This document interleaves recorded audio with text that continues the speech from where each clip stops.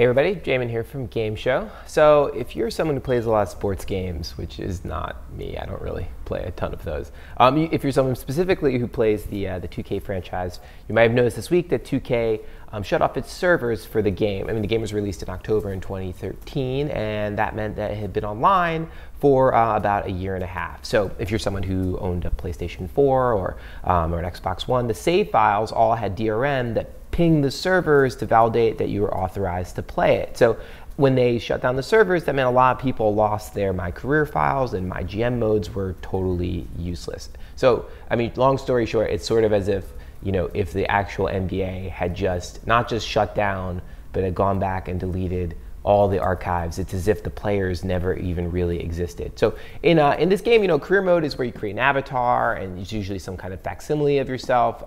You get drafted, trained, develop skills as a rookie, and over the course of the game, you might become an all-star. And so naturally, players got really, really upset because they had spent so much time trying to develop these characters, and all of a sudden, they couldn't have access to them anymore. So fortunately, 2K changed their mind, and on Tuesday night, they restored the servers for another 9 months. And, you know, I guess that's better than 0 months per se, but it still creates this impending kind of looming deadline when NBA 2K will no longer be around, and all this investment that players have made actually will disappear once again. What I want to talk about is this larger sort of problem looming over games, specifically this idea that the culture that we're starting to develop is one that is tied specifically to the internet. As games and the internet become more intertwined, I know it seems a little crazy, games have been not as forward-thinking as maybe they've had in the past, particularly on the console side.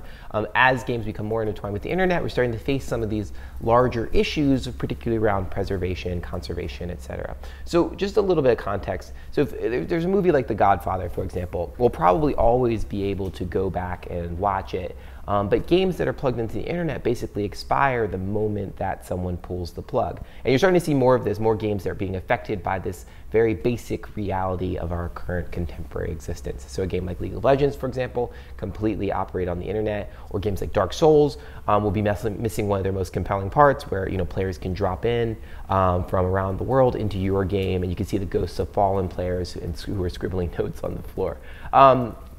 And then there are obviously like large virtual worlds where the closure of them actually has a much more palpable impact. So PlayStation Home, for example, which was Sony's experiment into virtual worlds, is going to be shutting down for good, or it's already shut down for good starting on March 31st. And the MMO Glitch, which was launched by by Stuart Butterfield, who's one of the co-creators of Flickr, and Keita Takahashi, who you know from games like Katamari Damacy, that attracted, you know, tens of thousands of players, but again, kind of disappears. Fortunately for that game, they open everything up. It's open source, so you can go and get access at least to the game files, but that experience will never be actually lived again.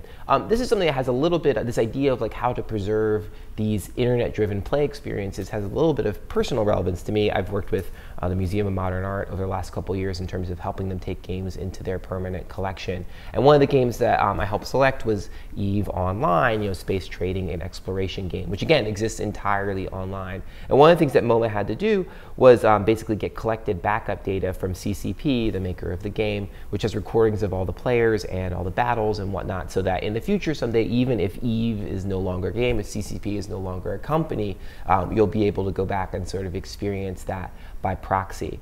So, you know, it raises this larger question, like, you know, what happens to internet connected games, like once the light turns, you know, once the lights go out. And one of the things that, you know, I worry about is that if you look, one of the things I worry about is that players are going to have to start being more vocal about the fact that they want these things to ultimately be preserved. They're going to have to do it themselves. So when GeoCities was shut down by Yahoo in 2009, the GeoCities Rescue Project recovered lost fan fiction from the domain that had closed.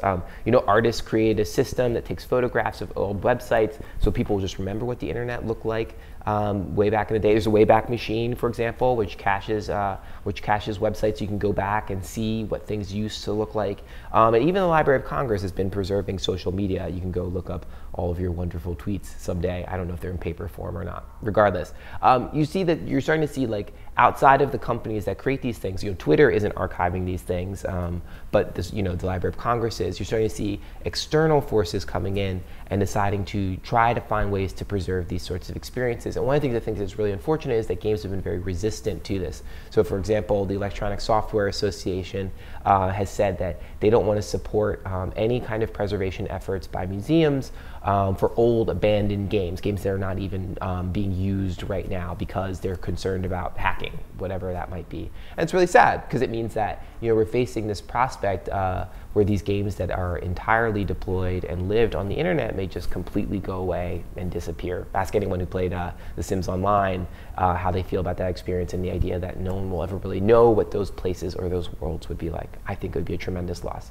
Anyway, I'm glad to see that 2K ultimately reversed their decision and is allowing, at least giving a 9-month extension to fans of their game, but it does raise this big question, how will we preserve these digital experiences, particularly ones that are tied to the ephemerality of the internet? How we'll preserve those in the future?